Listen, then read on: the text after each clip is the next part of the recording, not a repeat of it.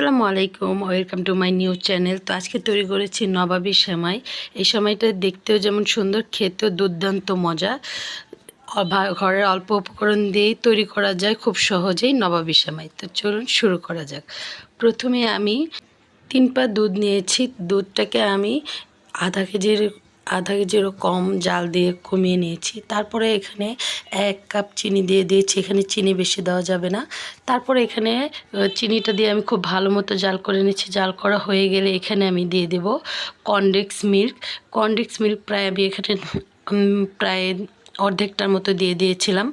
তো এর জন্য আমি চিনির পরিমাণটা একটু কমিয়ে দিয়েছি। কনডেন্স মিল্ক অনেক মিষ্টি হয়।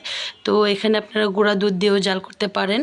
তো আমি গুঁড়া দুধটা পরে মিশিয়ে নিয়েছি। তারপরে আমি নামিয়ে ঠান্ডা করে নিয়েছি। আরেকটা বাটিতে কিছু পরিমাণে দুধ ঠান্ডা করে নিয়ে আমি এখানে 3 টেবিল চামচ কর্নফ্লাওয়ার দিয়ে দিয়েছি। কর্নফ্লাওয়ার দিয়ে আমি এটাকে খুব ভালো করে মিশিয়ে নিয়েছি। তারপরে এই চুলা থেকে নামিয়ে যে কুসুম গরম থাকবে সে পর্যায়ে আমি এখানে 3 টেবিল চামচ গুঁড়ো দুধ দিয়ে দিয়েছি। গুঁড়ো দুধটা মিশিয়ে আমি এখানে কর্নফ্লাওয়ারটা দিয়ে দেব। কর্নফ্লাওয়ারটা দিয়ে আমি খুব ভালো করে মিশিয়ে তারপরে চুলার হাই হিটে জাল করব। কর্নফ্লাওয়ারটা চুলায় হাই হিটে জাল করলে দেখা যাবে দলা দলা পেকে যাবে। এর জন্য আমি নিচে ঠান্ডা করে তারপরে মিশিয়ে নিয়েছি। তো এটা জাল করতে করতে এক পর্যায়ে খুব ঘন টেক্সচার হয়ে যাবে। যখন একদম ঘন থলথলে হয়ে যাবে সে পর্যায়ে আপনারা নামিয়ে নেবেন। তো এই তো আমার ঘন হয়ে গেছে। তারপর এটা আমি ঠান্ডা হওয়ার জন্য দিয়েছি। এক পাশে আমি লাচ্চা সেমাই নিয়েছি। লাচ্চা সেমাইটাকে আমি পাতিলাতে দিয়ে খুব ভালো করে লাল লাল করে ভাজা ভাজা করে নেব। যখন ভাজা ভাজা হয়ে আসবে তখন এখানে আমি হাফ কাপের মতো চিনি দিয়ে দেব। চিনি দেওয়ার পর এটাকে আমি ভালো করে মিশিয়ে নেব। আপনারা চাইলে চিনিটা আরও কম দিতেও পারেন। তারপর এখানে আমি 3 টেবিল চামচের মতো গুঁড়া দুধ দিয়ে দেব। গুঁড়া দুধটা দিয়ে আমি খুব ভালো মতো ভাজা ভাজা করে নেব। মিশিয়ে নিলে হয়ে যাবে আমার সেমাই প্রসেসিং। তারপর আমি সেমাইটাকে নামিয়ে ঠান্ডা করে নেব।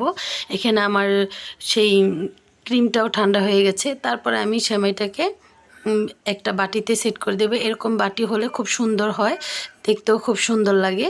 তো তারপরে আমি ক্রিমটাকে প্রথমে সেমাইটা নিচে সেট করে দেওয়ার পরে আমি এখানে উপরে ক্রিমটা দিয়ে দেব। ক্রিমটা দেওয়ার পর আমি আস্তে আস্তে চারপাশে এটাকে ভালো করে সেট করে নেব।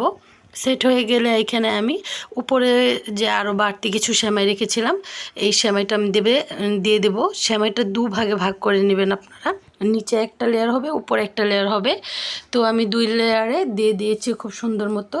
তারপর আমি একটু চারো সাইডে ভালো করে হাত দিয়ে একটু চেপে চেপে দিয়ে দিয়েছি যাতে এটা খুব ভালো করে সেট হয়ে যায়। এই তো আমি একটু গুঁড়ো দুধ দিয়ে একটু ডেকোরেশন করে নিলাম। কেউ চাইলে বাদামও দিতে পারেন। এই তো আমার হয়ে গেল খুব মজাদার নবাবী সেমাই।